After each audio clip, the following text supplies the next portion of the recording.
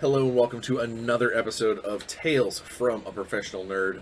My name is Bryan Steele and I will be your nerd today and every day that you watch my crazy little show. Or my Instagram or my Twitter or my Facebook or my TikTok or whatever else you might be into that you watch that has me in it. Please, by the way, pardon my unshaven, still having the fun chipped nail polish that my wife was decided to experiment on me with. I'm still repping my sponsor and wearing the hoodie, but it is because it is cold in my studio. My studio's got an external wall right here on the other side of this plant, and in Indiana right now it is crazy cold. And I forgot to leave my heater on in this room last night, so when I came in here to film this morning, it is very cold. So I've got the heater on now. You might actually hear in the background. Hopefully not. But that's why I'm all bundled up and why I did not shave or anything this morning. I basically came in here and was like, okay, let's make a video because it's cold and I want to I want to stay warm. So this is a warm Bryan staying warm. I should have made a pot of coffee, but I didn't. Instead, I've just got my little mixed drinky thing.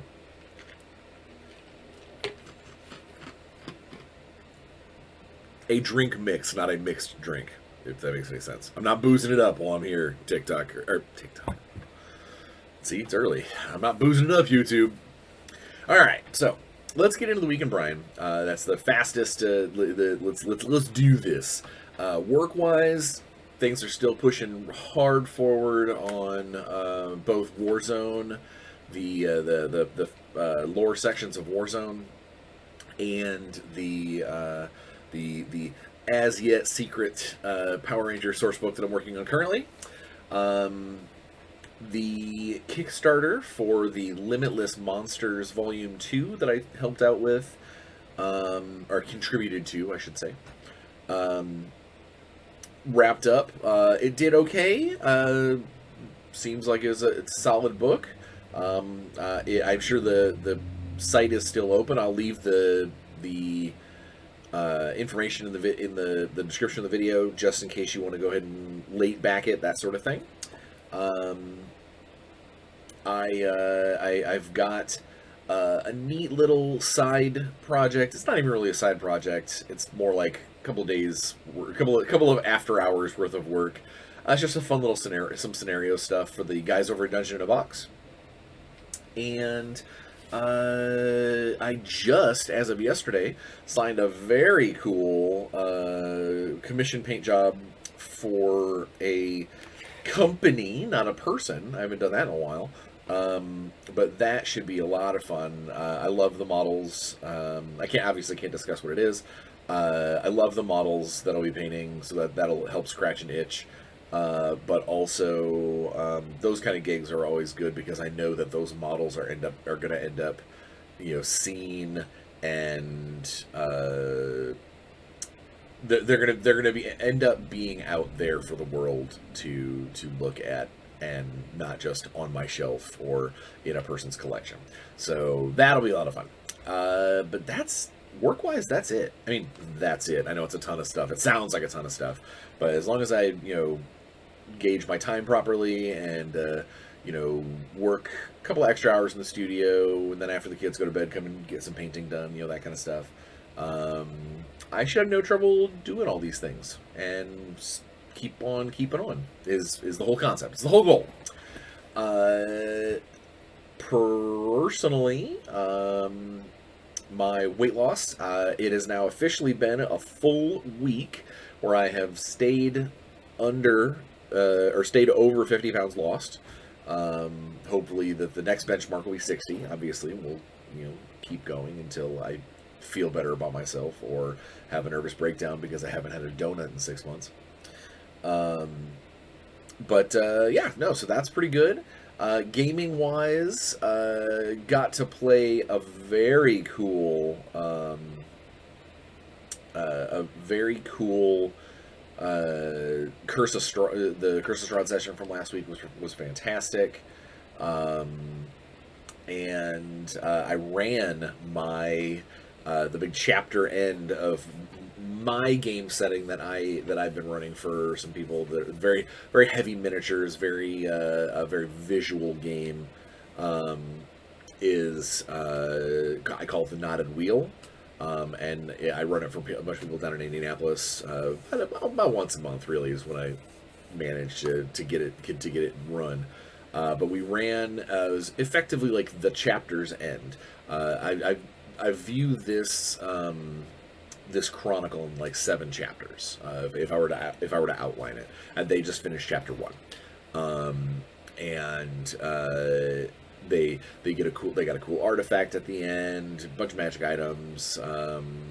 They returned back to their demigod or lesser deity, his lair, and they discovered that, because he mentioned that when they started this game, he mentioned to them that he was creating something. He was creating kind of like a demi-plane. While they're out doing stuff, he was creating this world. And another facet of that demi-plane appeared, and I have a miniature for it. And the concept being that, this is a growing, changing environment and atmosphere. So that way, when they return back between chapters to check in, so to speak, with their boss, they get to see that time is moving, things are evolving. And hopefully, the goal is that they will start be able to piece some of the story together while they're doing these tasks and doing these missions and doing the stuff that this lesser deity is asking them to do. They will also start putting some pieces together of their own and gather up a bunch of these artifacts for the big final chapter. So that's the goal, and it was a lot of fun. It was a tough fight, but not as tough as I thought it was going to be. Like on paper, when I looked at it, and knew that some of their spell slots were gone, and they were going into this fight less than perfect.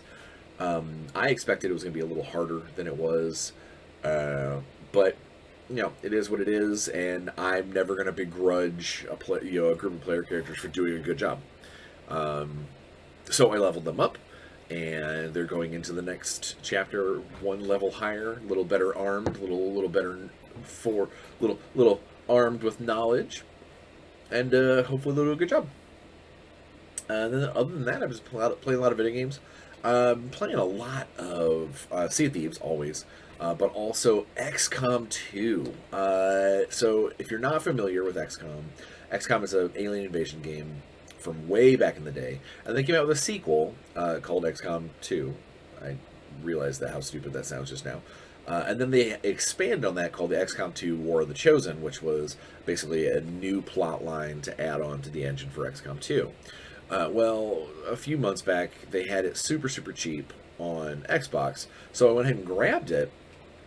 And I forgot how amazing it is. Forgot how much fun this game is, and how it really deserves to be like there. If I know that XCOM got a board game, I know that sadly it was one of those got to have an app to make it run all the way, top efficiency, whatever. Have to have an iPad to play the damn game. So I know it didn't do very well because, again, that's still not something that board gamers are like ready to jump in on. Is, oh, I need an accessory to play my board game. But playing this just reminds me that, man, this world is cool, and if there needs to be an XCOM role-playing game, or there needs to be an XCOM like miniatures game or something, because the video game is really cool, and the story is there, and the plot is thick, and there's a ton of lore and critters, and it would be awesome. So yeah, I don't know, if you're out there listening, people who own XCOM, and I know you are, we should absolutely get together and try and make the coolness. That's pretty much the week in Bryan. Not a whole lot else going on. So let's just get into it. If I can make this video shorter today, I'm going to try, but I know I have a lot to talk about. A lot to cover, so to speak. And I tend to tangent. So we'll see how that goes. But I have a lot to do professionally, and today is kind of a busy day of things I have to do. So I'm going to try and get this video done in a timely fashion and not necessarily rant for too long. Also, before I get into it, thank you for everybody who commented or spread or shared the last video, episode 128, which was the review of the pre-release of the Power Rangers role-playing game. It has gone very well. People are happy with the product. I'm seeing people starting to post their characters, post cool drawings of their characters. One guy has this huge long write-up of the background of his Power Ranger team. I'm excited. I'm really excited, and seeing that kind of stuff, seeing that kind of positivity, seeing that kind of awesomeness about the game that is just now hitting shelves, just now starting to get into people's hands. It is so cool, and it really does kind of help charge up, kind of supercharge the creative processes, because I'm working on an Essence 20 project as we speak. It's and even a Power Rangers Essence 20 project. So seeing all these people excited, seeing all these people talk about what they want to do, and what they want to do, and what they're going to do, it absolutely does. It helps the creative process. It helps the juices flow. It's fantastic. So much so that I actually haven't had a chance to go over and spend any time over at one of my sponsors' page in a little while. The Sovereignty.com, the tabletop board game emulator. They're fantastic. They're awesome, and you can get 60 days free by using the discount code of TFAPN, TFAPN. But I have been delinquent in going over there and playing games and stuff because I've been so busy. So I need to get over there and make that happen. You know how it is. So let's talk playtesting. While we're on the topic of games that have just been released and people starting to enjoy themselves and looking through what's effectively a brand new system for a lot of people. Let's go ahead and talk about one of the ways that we can make a game better. So there's two processes. Once a gaming manuscript has been done, the first process is obviously the editing process. The editing process is normally there's some kind of copy editor, sometimes there's a grammar editor, sometimes there's a canon editor. If you're dealing with a licensed property, it almost always has to go to somebody with the licensor to have them look it over to make sure that you haven't killed off a major character or changed the background of or whatever. Someone goes through that from the licensor normally, and just make sure that oh, hey, you can't do this. Don't invent where this guy has his base of operations or whatever they need to do. They go through and they take a look at that kind of stuff. There's a copy editor. Copy editor is the guy the guy or gal is gonna look at how everything fits together, whether or not it makes sense. Does it flow well? Does this chapter belong here? Does it belong there? It also will it'll help a lot with grammar, as far as like if something's just blatantly screwed up. Hopefully they'll find all those page XX errors, which, if you don't know what that means, that is a game design. Actually, I think at this point, I think it's just a writing thing. A lot of times when you're building a book, you will say, you'll refer to something that it refers to in the existing book. Like, you're flipping through it and say, the spider glove of Tutankhamun. And if you've got the stats for that, rather than printing it right there where it's talking about it, you might put a little parenthesis and say, hey, see page XX. Because your book hasn't made it through edit, your book hasn't made it through layout, you have absolutely no idea what page reference it's going to be when the book is all laid out and done after ads, illustrations, and cutting and expanding and all that stuff, you're not going to know where that is. So a lot of times the most common thing to do is do page XX, and page XX is basically a reference point for the copy editor to go through, do a search for that term, find all of the page XXs after it has been put into a layout manuscript, and then go in and go, okay, in the final manuscript, this ended up being on page 64. Where you fill out the XX. Well, there have been projects in the past. I will not name names. You can look them up. That the copy editor or whoever didn't find all of the page XXs. So you're reading through a manuscript and you find a straight up editor's note that is see page XX. There is one particular book that I'm thinking of that I'm not gonna run anybody under the bus, but they didn't do any page XX changes, and so the entire book, it's like a 90-page splat book, all of the page XXs are in there. And so when you're reading through this book, you're like, blah blah blah blah blah, this is the page XX, la la la la la, go see page XX. And it looks so unprofessional, and it is the kind of thing that editors can absolutely lose their job over, because that's like one of the standards in the industry is search XX, so you can go ahead and get in your page references. Not only does it make the book more helpful, but it also finishes the process that you're starting. So there's all of that on the creation side of things. But before it gets to that final stage, there's one really, really, really important part of any gaming product. That's playtesting. Playtesting is key. A designer, a writer, even if they're the most gamiest gamer, the most professional of nerds, we can look at our rules, we can look at our games that we make and develop 1,000 times. And because in our head, we know what it says, we know what it means, we know what we meant when we wrote it, we can look over what could be an error or what could be confusing. The average player, the average person, the person who says, I really like this setting, I'm going to buy this book and try and play it. They might sit down and read this and go, I don't understand this. And for us, as the writers and developers, since we've seen it 1,000 times, and we wrote it and we made it and we know what it was supposed to be, it's very similar to how your brain fixes words that are screwed up, or if you are reading a sentence that sounds like something, you might hear it very specifically, that something, because your brain is basically filling in the holes and saying, oh, this is what's going on.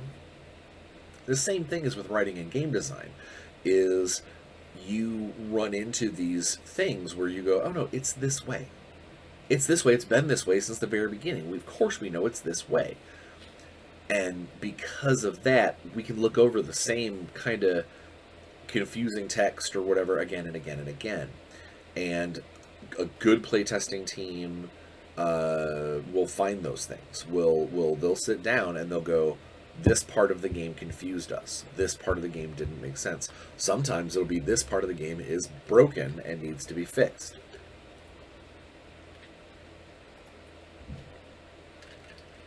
The last thing, obviously you also want the playtesters to tell you that it's fun, that it's entertaining, that it does what it says on the tin, that if it says this is an entertaining game for 2 to 3 hours, for 5 players, or from 4 to 5 players, from 2 to 3 hours, they sit down, they play the game, and it matches that parameter, then that's awesome, and we get excited about that, and we go, okay, cool, we've reached that point. The problem comes is that that's not the only thing that we as designers and writers, that's not the only thing that we want. We want feedback. We want playtesters to find errors. There is nothing more unsettling that when a playtester report comes back to me and they say, we had a blast, it was super fun, and, can't wait to see the next rendition. You'd think that I would be super excited and super psyched that they're like, that they didn't find me. They're not yelling at me. They're not saying this is broken. They're saying they had a blast. That's a problem, because I know for a fact a raw game that came out of my desk is not going to be perfect. Period. I am a realist about that. There's going to be errors. There's going to be mistakes. There's going to be things that I thought made sense that don't. And that's why I need good playtesters. And good playtesters are going to... They can tell me, it was fun, we had a blast, it fit to the timing parameters, but here are a list of things that we found that might be confusing. But here's a couple of things that we thought might need changed, or didn't quite work out, or was too good, or was worthless, or we never used this skill ever. There's all kinds of notes they can put on there. What I want to talk to you about today is for all you people out there who want to be playtesters, because a lot of gamers think they would make amazing playtesters. And I'm not going to try and rain on your parade. A lot of gamers make terrible playtesters. Let that sink in. Sorry. The reason for that is a lot of gamers are either so excited to play something that's off the books, that nobody knows about, that maybe they had a hand in help developing a lot of times. Well, which we'll discuss picking your playtesters here in a second. And what level that they need to be picked at. But a lot of gamers are just so excited about being part of that project, it amps up their hype factor, and it dulls down their objectivity about individual things, where they could be like, hey, we're having so much fun. Sorry, I got an itch in my eye. Where they're having so much fun and such a blast doing this thing and playing this thing and being part of the inside works, that they overlook that you guys spent an extra 20 minutes on this particular puzzle, or this particular skill, or this particular piece of character generation. You were having so much fun, you didn't realize that could be an issue.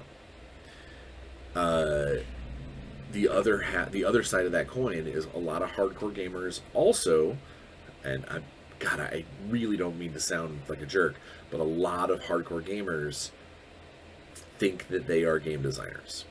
That sounds super elitist, and I don't mean to be. A lot of them have they obviously have the background knowledge, they obviously have the experience of playing all these games, so they've got a really good root sense of these sorts of things. But a lot like someone who watches or is super into football and fantasy football doesn't necessarily make them a seasoned quarterback. So a lot of these gamers start putting on the airs of, well, I've played this game for 40 years, I know better than you do. But that's not the point. You haven't played this game for 40 years. This game is new. This game is a brand new thing. This board game has never been done before. I don't care if you play tested for, or if you've been playing Zombicide for a million years. My zombie game is different. So you have to be able to come to the table with a fresh knowledge, or with your knowledge, but in a fresh slate, where you're not necessarily comparing it to all the things that you think you want to know and things you would do. That's where playtesting kind of stops. There are some playtesters, there are some writers and developers who ask their playtesters for their advice as well as their opinion, as well as their testing information. I personally don't. I prefer, if I want you to be a playtester, I want you to test the game. I want you to try your best to find the problems with the game, not solve the problems. That's my job. That's me and my team. That's what we need to do. I don't want you spending, as a playtester, I don't want you spending your time and energy trying to come up, when you find a hiccup, when you find a problem, when you find something noteworthy to tell the developer. I don't want you to take the time out of your playtest session, out of your testing of the rules, out of that pass on the rules. I don't want you to take your time trying to come up with a solve. That's what I'm supposed to do. I want you to highlight that this was an issue, tell me why it was an issue. If you've got a quick, I think it could be this way, sure. Or maybe your knee-jerk reaction is, I think it should be this way, it could be this way, but it's this way. That's fine. You're not trying to solve the problem. You're just letting me know that as the rules as they're written, as they were delivered to you, and as you played, you believed that we meant this. This made sense, but it didn't say that in the rules. So it means that we need to look back into the wording or any reference points or things like that. That's what I want out of playtesters. Is I want highlights, generalizations, but not solutions. If I want solutions, I'll ask. I will, I get your playtest report and I'll go, hey, it says here that you had an issue with this. What do you think would be better? In that case, I'm asking your advice. I'm asking your advice because you were there at ground zero. I'm not saying, please help me develop this game. I'm saying, help me have the tools I need to develop this game. Does that make sense? I don't know why I'm asking a camera. You can't answer me. Although you can answer me in the comments, which you should. Let me take another drink. Man, I'm so thirsty this morning. I don't know why either.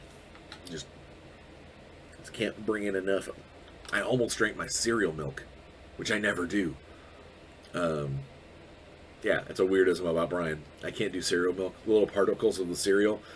I can't do particulate matter in liquid, like pulp in orange juice or dear gods, bubble tea or anything like tapioca. I can't, and that includes the little chunks in like cereal sand that is in cereal milk. I can't drink that because basically I as soon as I feel that, I want to gag. It's bad. Sorry, tangent. Where was I going with that? Where was I going with? Oh, we were talking about playtesters. So it's one of the reasons why I had mentioned earlier that I was going to talk about why I pick the playtesters that I pick, and that there are two kinds of playtesters. I have kind of the polishing playtesters, which are the game is done, mostly done. Like at this point, it's probably already been through the second kind of playtester. You know what? Why don't I turn that around rather than saying the second mystery one has already happened? So the first kind of playtester, and in my opinion, the more important playtesters are the playtesters as raw. Raw being rules as written, and these are the people who I want them to be brutally honest. I want them to try their best to find problems with the system. I'm not trying to have them find exploits. Exploits are going to happen. There are always going to be win-at-all-cost players. There's always going to be power gamers. There's always going to be min-maxers out there that they are going to try and find the A plus B equals win. Even if it's a game that you can't win, like a role-playing game, they're going to try and find that. And when that happens, you just got to shrug and move on. Because if you are trying to build your game so it cannot be power gamed, players are going to find a way. They're just gonna. So I want these people to try and find problems, not their own solutions. That's something I want them to be like, this plus this doesn't work. Not this plus this equals win. They might make a note of it, and I might want to tone it down in practice. But generally speaking, that's not necessarily a problem with the system. It might just be an application of the system that we didn't think about. I want people to say, hey, this first group of playtesters, the rules as written playtesters, I want them to I want them to be able to show me this weapon doesn't function, or this special rule does not have a purpose because of there's no skill attached to it, or you've given it to a class, or in the case of Essence 20, you've given it to a role, you've given it to a character who can't use it. These are things that I want to know. That's just roadblocks, like actual. I sat down and went, huh. There's a difference between I don't have, as a rules as written playtester, they go, sucks. I can't make my own weapons in this game. You didn't include rules to make my own weapons. That's not necessarily a problem with the system. That might actually be something that the designer wanted to do to keep a little more power in their pocket.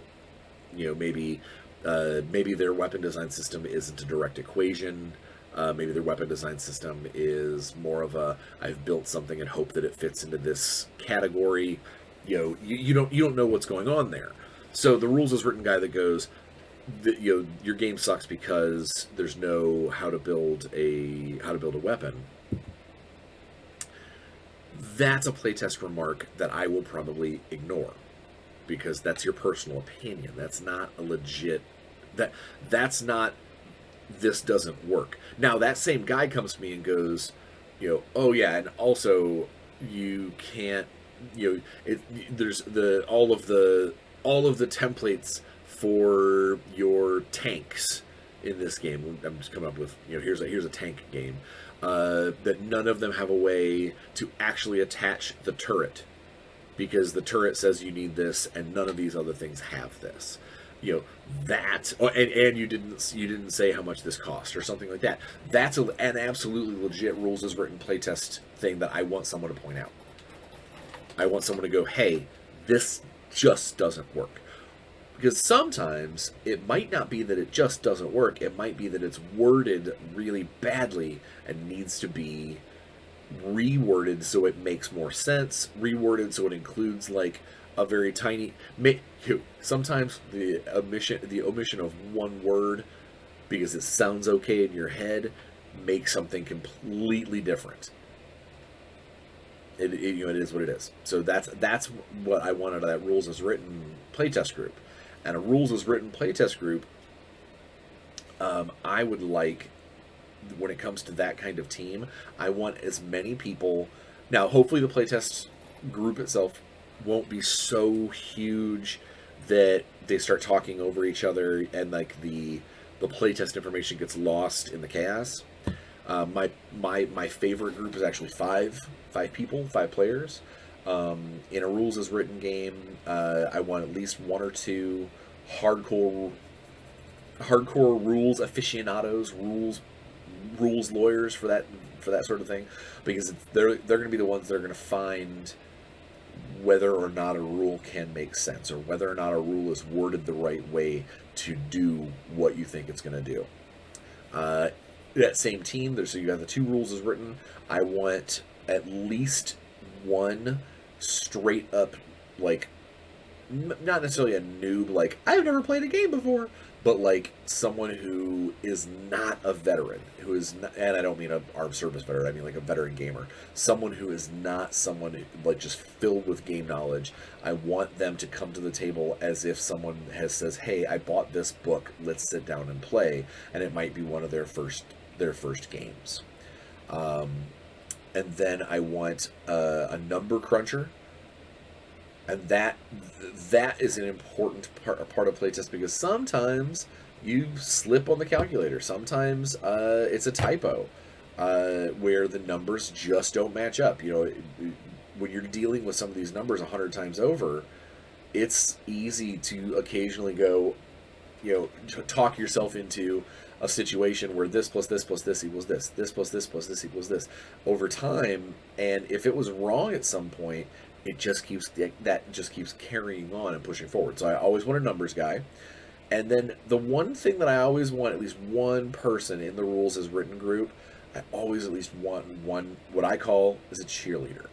And that is basically the person who's there to remind everybody else that they are having fun, that they're having a good time, and to help maintain the kind of atmosphere at a table that I would want them to have. I want the groups to be having fun. So even if you're, because there are games where the rules are so heavy and so crunchy, and so I've got to look up 15 different tables to do this one thing. There are those games that do just rob the fun right out of the right, like just sucks the fun out of the room because they are so rules heavy.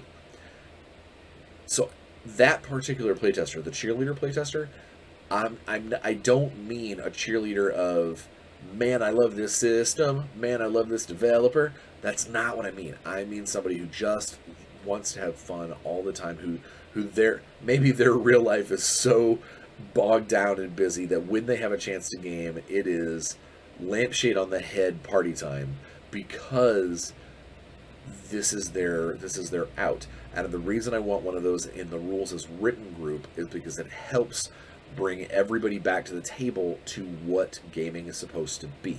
So rather than that playtester being super frustrated and super angry and thereby probably picking things apart that don't need to be picked apart, this particular kind of the fun ambassador, the cheerleader of the group, will help keep everybody entertained enough that they will, while they're still playtesting, they will at least be smiling while they're doing it, having a good time, and not handing back. You're just like I mentioned earlier. I don't want a playtest report that just says we had a good time. I also don't want a playtest report that says your game sucks. Why? Tell me why. What are your? Give me your step by steps. What happened? What was the problem? And if the playtester comes back and says, I don't know, we just didn't like it, I'm probably not going to pay much close attention to what those playtesters had to say because they're not giving me data. They're literally just being upset and grumpy. And if that has to do with like an outside stimuli or something along those lines, I want to make sure there's someone in that group that could possibly cancel that out. And that's the cheerleader. That's my cheerleader. Now, the other kind of playtest group, so the rules as written playtest group, and then, in my opinion, it is the game store, the face playtest group. This is the initial reaction to it.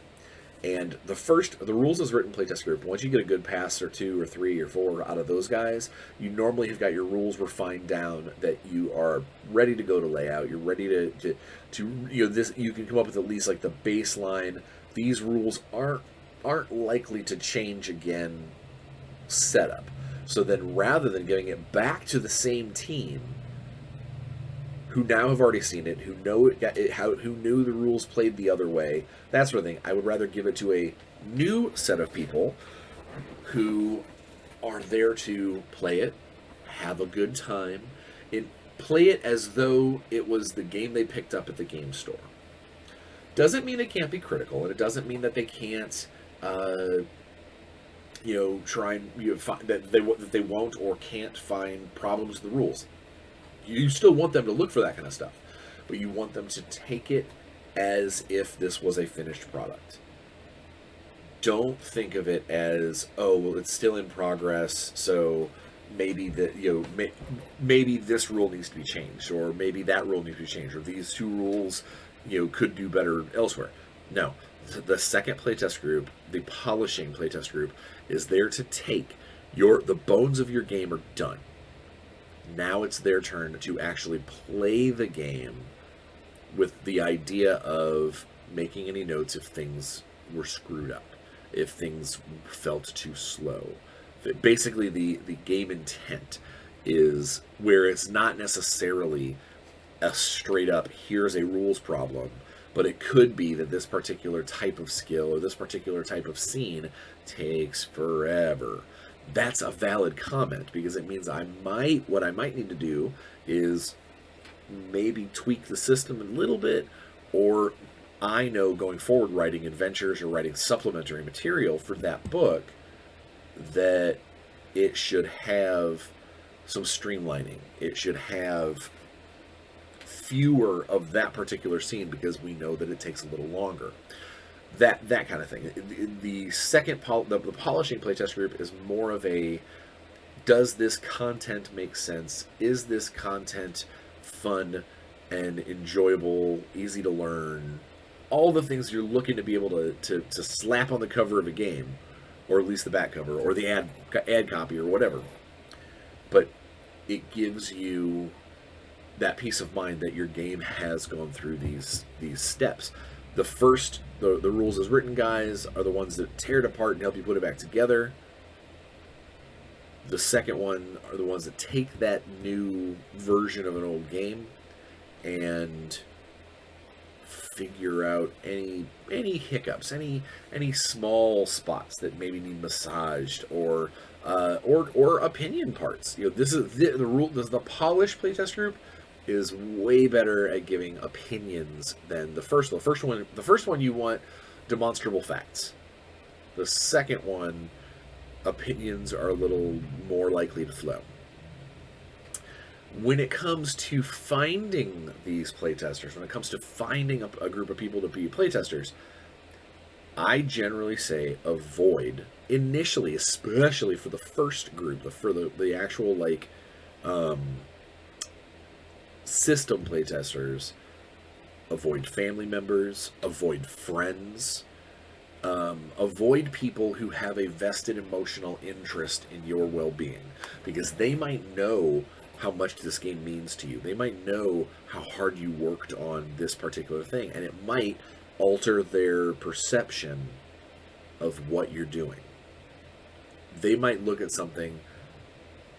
They might look at something and go, "Well, I bet he doesn't need me to tell him that this part was kind of rough. A lot of people might like it. I'm sure he thought it was a good idea." That's not what playtesting. I want, if I brought you on as a playtester, I want you to tell me that things are wrong or things that feel wrong. So that's why for that first playtest group, I would rather strangers, or even better, paid playtesters, people who have a compensation involved to give you the answers to give you the information so you can come up with the answers properly. The second kind of playtest group, the polishing playtest group, that's the one where I want my friends and family. That's the one where I want someone to give me, and not necessarily a sugar-coated response, but that's the ones if they have just a great time and they were loving it and whatever, that's where I want them to be excited to show me that they understand, that they had a good time, they walked away from the table and the game did what I wanted it to do. So that makes more sense for people who can speak plainly to me, that may very well want to play it again with me in the future, that kind of thing. So the polishing group, I'm much more inclined to look at my friends, and run with them. Now, I will say this. I have had playtest groups that they are long-standing groups. We've become friends over time, or they started off as friends. Maybe they started off as a polish playtest group and turned into a mechanics playtest group, a raw playtest group, and that was just from over experience, things like that. And some of these people I've known for decades. That's more along the lines of, over time I've learned to trust their opinion, and I know that if they don't like something, they're not going to sugarcoat it. If they think that they know better in an instance, they are not going to just change something or something along those lines. They're going to talk to me first. They're going to respect me as a person to try and figure out how to do this process. So that's how I pick the groups. That's what I want out of the groups. Playtest reports, these are key. Ultra key, because you can't always. One of my favorite things to be able to do, if I can, is just watch a group playtesting my stuff. Just keep my mouth shut. Don't answer any questions if they have questions, unless it's super minor or whatever. But if it's a legit question, something that they can put in the report, put it in paper, put it, set it in stone, whatever, and then I'll check up on it later.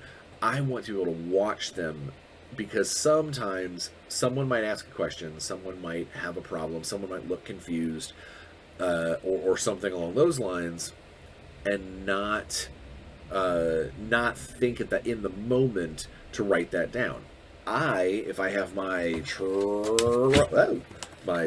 trusty dusty notebook, to be able to make that note of, hey, Mike looked really confused during the auto fire section. And then when they're done with their game or whatever, I can email Mike and go, hey, you were confused in the auto fire section, or at least it looked like you were.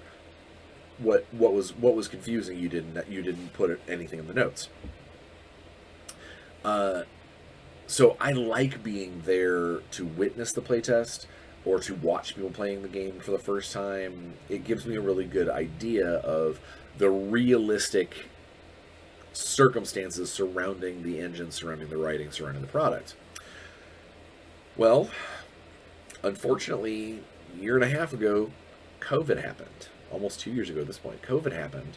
And playtesting used to be a thing where you could figure out, get 10, 15 different people in multiple groups, get them all to play stuff, and get you playtest reports, or made everybody at the game store, at a person's house. There was so many more options for in-person, real-time playtesting and feedback and things, that when COVID happened and everybody had to start using digital game rooms, and all that, it made things far more difficult to get things as well playtested and as well checked over that we wanted. It is what it is. I'm not going to tell somebody to go to their game store and hang out for 8 hours with 15 other people when there's a pandemic. That's just not. It's not doable. So instead, we set up Zoom calls. We set up, Roll20 events, things like that. Set up online events in order to play. And there is some things that will be lost from the playtest through that, because it's not a fluid connection. There's no body language, or very little body language, and all that sort of stuff. That caused a significant hiccup in playtesting over the last 2 years. Hopefully, the people who get chosen for playtesting in that time are good at it and help you come up with a good product.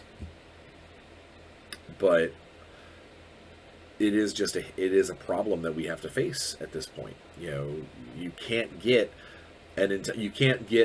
7 game tables going in your garage anymore for a playtest, which I've seen before, is that multiple people playing the same thing in the same place, almost like a tiny convention, but it's all just playtest. It is what it is, man. Lady. All things. Whatever. I don't know. Alright, so I think I've probably run my trap about playtesting about as much as I could. I kind of wish that there was maybe I kind of wish there was like an audio counter that was like, every time he says playtesting or playtester, it goes ding ding ding, and it'd be like, see how many times it came up. Yeah, so I don't know. I hope that was helpful. I hope that if you're a budding game designer, or if you're someone who wants to be a playtester, that you figure out which camp you fall into and what you need, what your abilities are, what your needs are, how you fit into this greater equation. And I do know that if you are somebody out there who wants to playtest something, or wants to be part of a playtest team, reach out to these companies. There are constantly, some of the companies only do internal playtesting, for security's sake, for anti-piracy sake, for that sort of thing.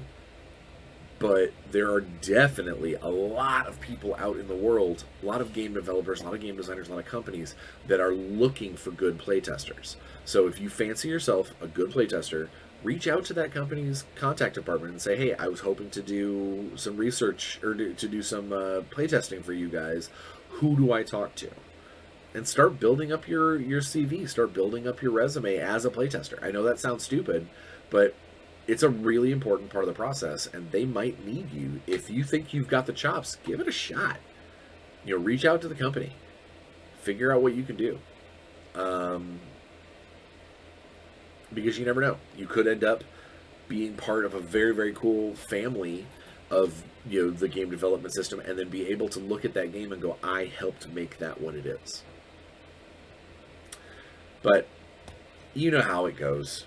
I just really want everybody to have a good time, to come up with, I want game designers to come up with good games. I want players to come up with reasons why they're always fun. I want everybody to be smiling, but most of all, I want you guys to be safe. Go get your vax, go get your booster, wear a mask if you're in a situation where you know you need it, and if you're feeling cruddy, stay at home. Don't try and spread it. It's wintertime here on our side of the planet, and the cold, the respiratory stuff that's running around is just a gateway to get worse things. So please, please, please be safe. Enjoy yourself. Stay safe. If the weather's bad, stay indoors. Drink some hot coffee, hot cocoa, hot soup, whatever. Watch some videos like this one. But more than anything, I really, really, really want you guys to just go out there, smile, put some positivity in the world, have a good time, and play some games. We'll see you next week, where I will be announcing the January comment raffle winner. Bum, bum, bum. And also, I will be announcing what the February raffle prize is going to be. And I don't mean to give you guys a little foreshadowing or anything, but if you're a Power Rangers role-playing game fan, you're going to want to be in the February comment raffle. We'll see you next week.